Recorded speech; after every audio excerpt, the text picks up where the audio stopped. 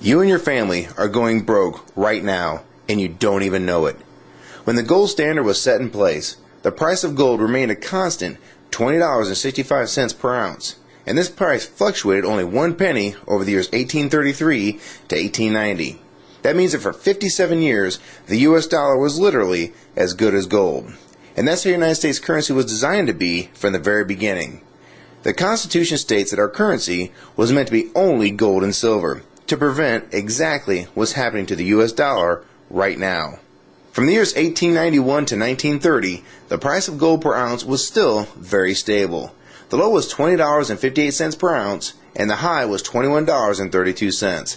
And this means that between the years of 1833 to 1930, for a total of 97 years, the price of gold changed in US dollars only 74 cents from top to bottom. Interestingly enough, the price of gold hit an all-time low during the Depression year of 1931.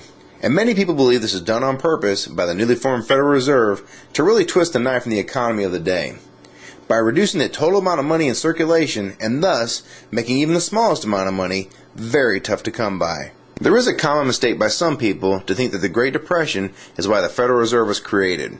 The truth is the Federal Reserve was in fact created in 1913, and this is well before the Great Depression. Since the Fed's creation, we've been slowly going off the gold standard, until finally, on August 15, 1971, President Nixon, one of the worst presidents in our country's short history, announced that the United States would no longer redeem U.S. currency for gold.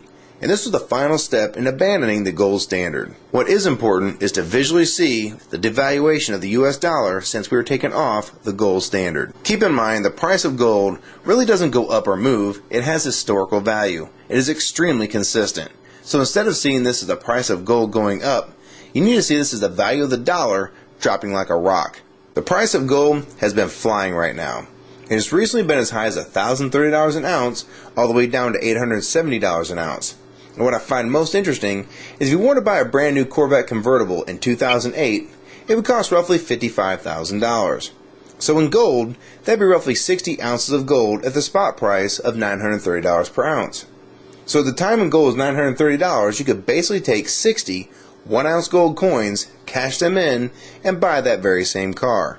Inversely, if you remove inflation and the devaluation of the dollar, as if the U.S. currency was still attached to the gold standard, as it was originally intended when this country was founded, that same car being bought with the same 60 ounces of gold would have a gold standard value of only $1,200, or the same 60 $20 1-ounce double eagles.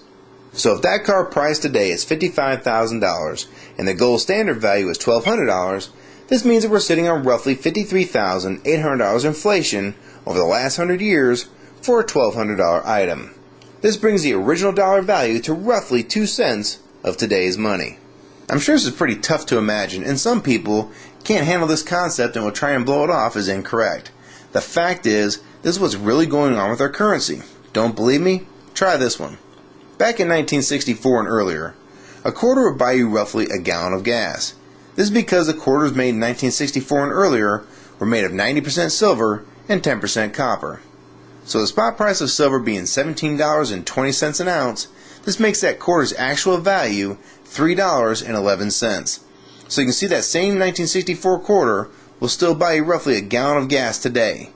And in case you're wondering, it takes about 5.5 silver quarters to make up a full ounce of silver. This is a fact. The price of gold may fluctuate with the value of the dollar. But this doesn't change the fact that precious metals such as gold and silver have maintained their value throughout time. And the only thing that changes is the value of the currencies that are not tied to gold and silver. This is what the Founding Fathers warned us about and tried to prevent from happening with the Constitution. What people need to understand is that the excess printing of the United States currency is just another tax on the American people. It takes the value of the dollars that they have and makes them worth less in the long run. Meanwhile, you're still making roughly the same amount of money, yet the prices for everything from gas to milk are going up constantly, when in fact nothing is really going up in price. It's the dollar's actual value that's been dropping and not prices going up. I can't emphasize this enough. If you like this video and find it helpful, please rate it and share your comments on the subject, favorite it, and most importantly, please share this video with everyone you know. I can't tell you how important this is. We need to let people know that they're losing all they worked so hard for and they don't even know it.